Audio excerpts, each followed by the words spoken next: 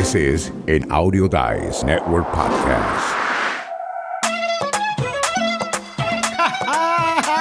La pregunta del día es: ¿cuánto debe durar un podcast? ¿Sabes que no hacen esa pregunta a diario aquí en Escuela del Podcast? Pues les quiero introducir al host de su programa, Diego Murcia.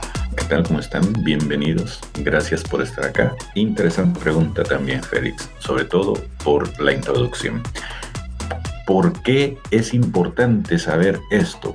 Bueno, principalmente para que no aburran a las personas que les están prestando oídos u ojos para poder consumir su contenido.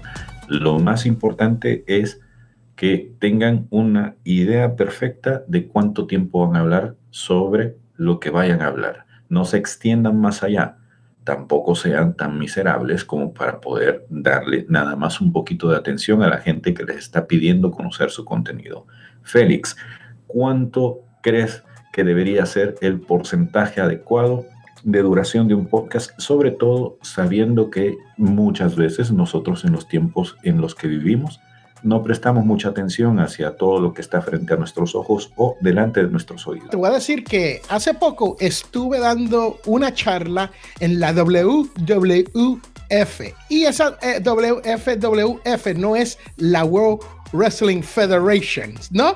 Es una corporación en México que se encarga de la naturaleza y se encarga de los animales y quieren hacer un podcast nuevo. Y esa es una de las preguntas más importantes que me hicieron. Y yo le contesté simplemente: después que usted no aburra. No queremos aburrir a la persona al punto que diga: wow, jamás voy a recobrar estos 20 minutos de mi vida. Pero ellos insistieron, Diego, en que yo le diera números. Entonces yo le di números básicos. Número 1, le dije el commute, o sea, el manejar de un trabajo a la casa el trabajo, 20-28 minutos. El de hacer trotar en una trotadora, 20 minutos, 30 minutos como mucho. El hacer, y aquí donde se echaron a reír, Diego, el hacer arroz y habichuela, unos 28 minutos. Y con eso los dejo.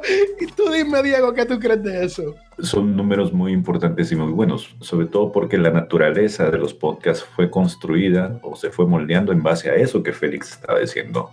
Los podcasts se escuchan o se ven últimamente mientras estamos haciendo otras actividades. Pero esto también tiene que ver con una cuestión de atención.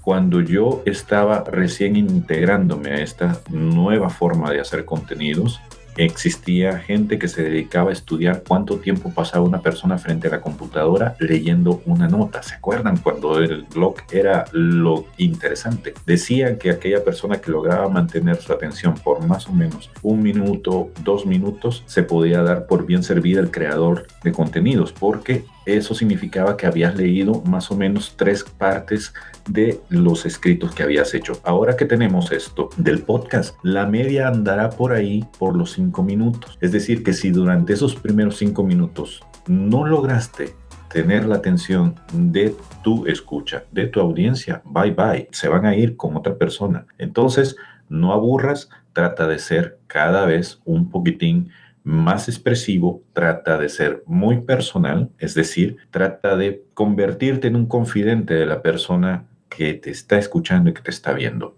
O sé un poco más como Félix. Félix, ¿qué características de tu personalidad tú nunca has dejado de ser mientras estás frente a la pantalla o ante el micrófono?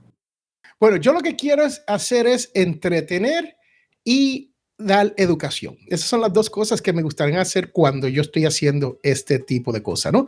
Pero lo importante de esto es que uno tiene que decir: wow, puedo hacer un podcast de 1 hora sin aburrir a nadie. Puedo hacer un podcast de 1 hora y media. Hay podcasts de 1 hora, 1 hora y media, 2 horas y 45. Con eso yo los dejo, porque el tiempo, recuerde, no importa después que usted no aburre a su escucha. Yo soy Félix Montelara y los dejo con el host de su programa, Escuela del Podcast, Diego Murcia. Ha sido un gusto, el tiempo es oro, así que se lo valoramos y se lo agradecemos. Nos vemos en la siguiente transmisión. Gracias, hasta luego.